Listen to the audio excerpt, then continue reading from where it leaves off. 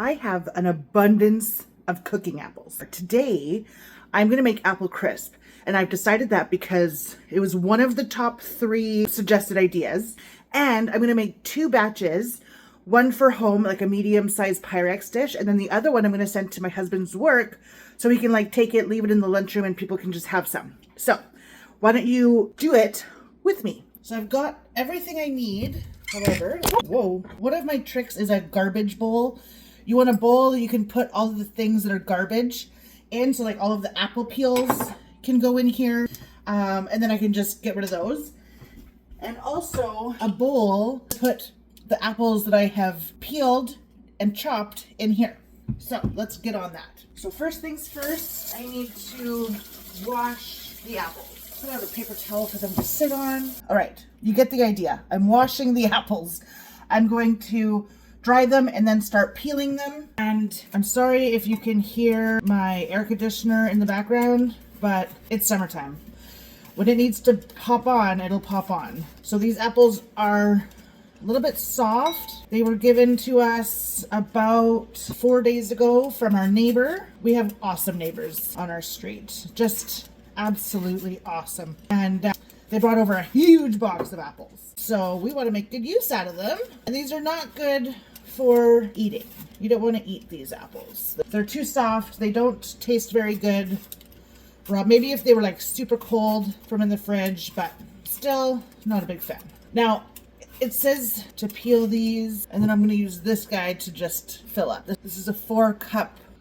So in total, I need about 7 cups. Before I get too far ahead of myself, I want to chop these up and put them in here and then fill this with water so that the apples don't turn brown, because I feel like they're going to turn brown pretty fast. So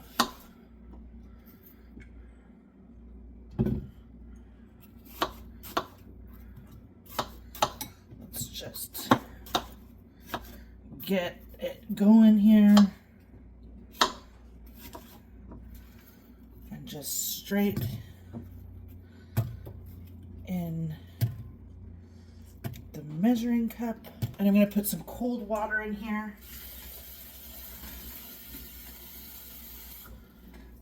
Like this. Just so they don't turn brown. Because I do this even with potatoes. For example, if I'm making a big thing of mashed potatoes or... Oh, my oven's preheated.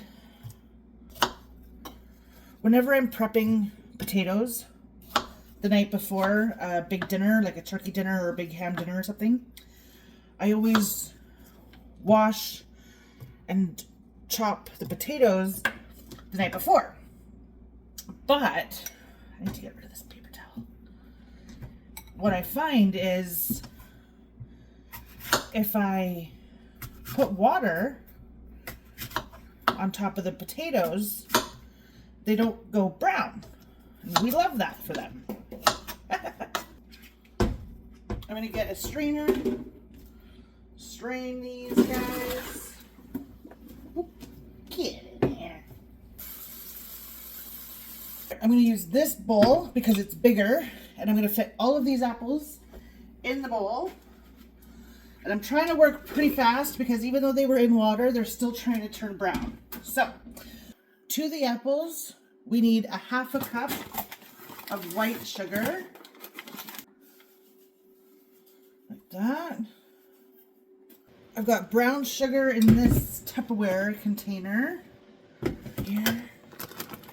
We need 1, 2, I'm doing 2 heaping tablespoons because like I said, I added extra apples. So we just adjust accordingly. Then, what do we need? Next up, we need a teaspoon of lemon juice. So I have some already cut up lemons. So let's just squeeze them on in.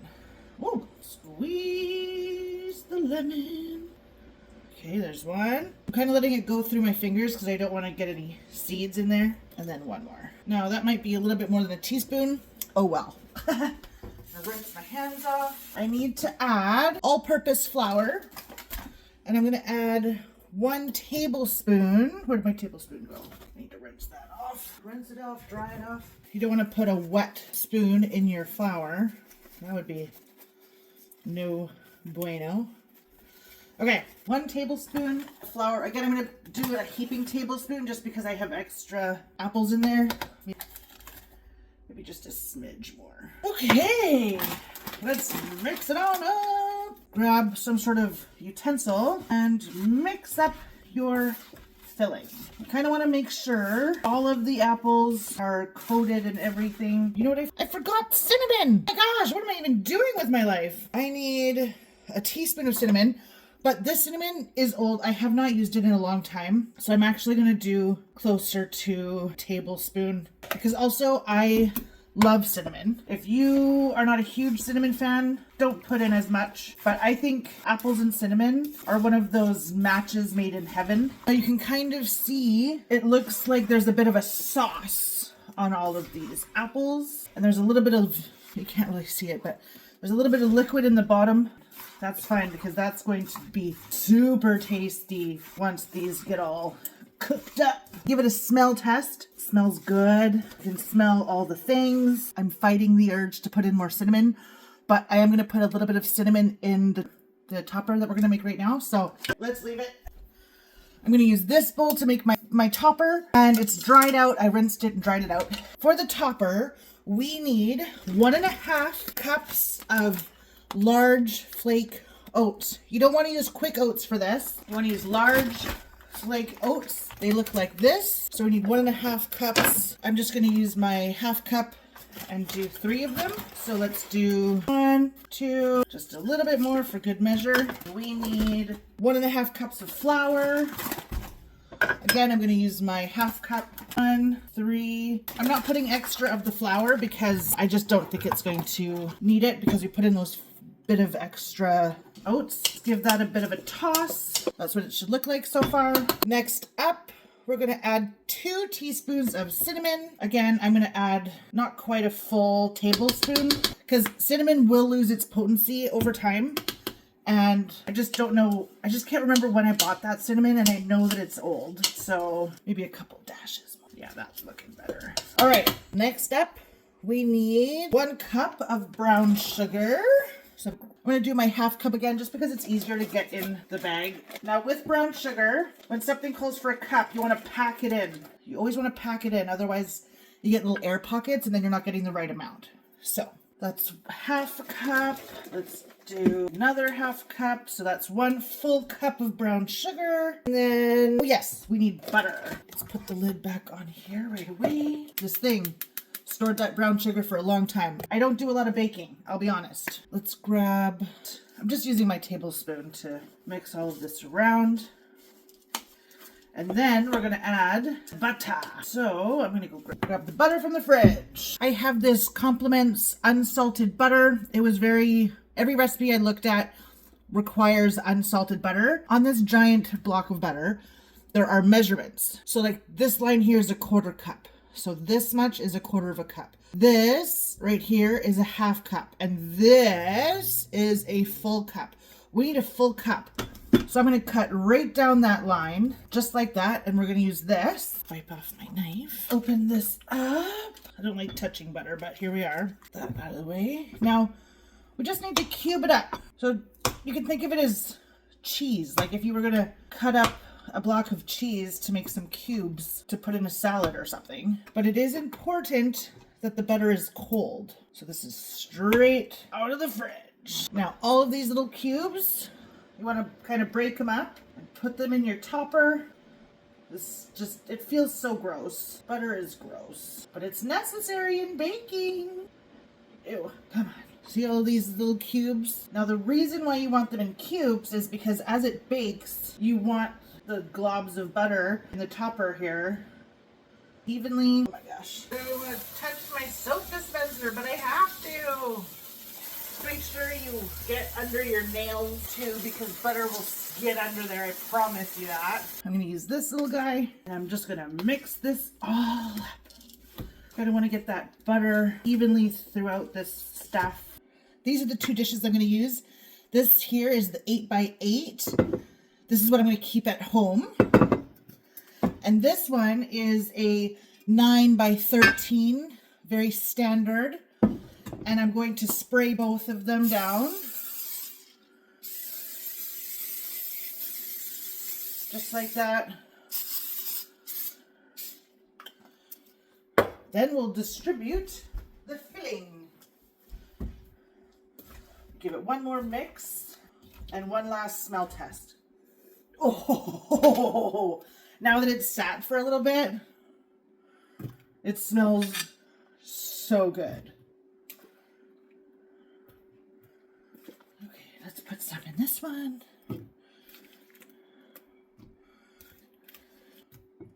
You know, looking at this, I probably could have done another like 2 apples. But how do you know?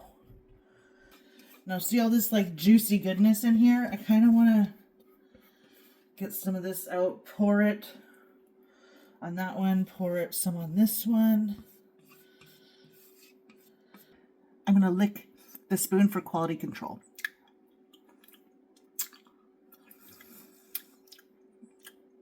Yum! Next up, the topper.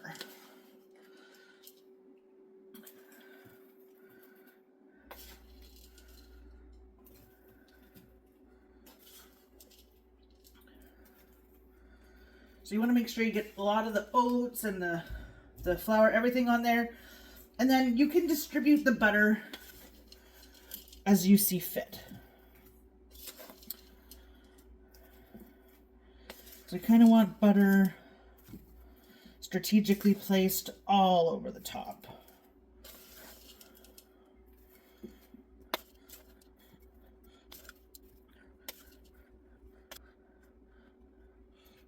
Okay. When I got all the ingredients out, I preheated my oven to 350. So as soon as these are ready, the oven is preset. So I'm going to stick them in the oven now, and they go in for about 40 minutes. So I'll see you in 40 minutes. This is the large apple crisp. It was in there for about 50 minutes, and then I put it on broil at 400 degrees for about 4 minutes or so. And here is the small one. Well, it's more medium-sized. Now, I'm going to let this sit for like 15, 20 minutes before I taste test it. But I will taste test it. And I'm very excited. It's 1:11 on the clock. Anyways, it's taste test time. Ooh, that's still really hot. Let's taste test it.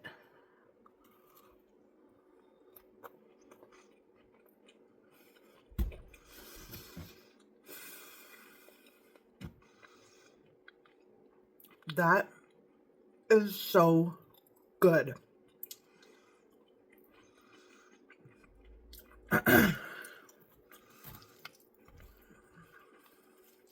Let's take one more bite for science. Look at that. Okay. It's got a nice juicy piece of apple in there.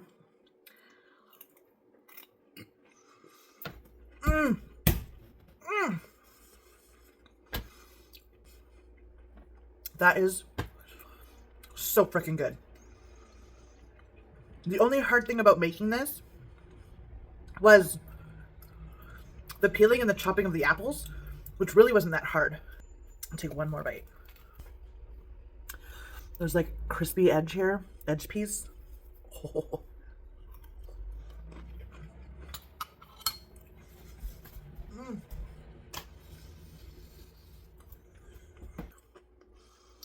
I've eaten a little corner of it. How am I not supposed to eat all of that right now? It's so good. If you ever make apple crumble and you do anything different, comment down below. Let me know what you do. If you make this from this recipe that I did, please let me know. And let me know what you think, because I have outdone myself.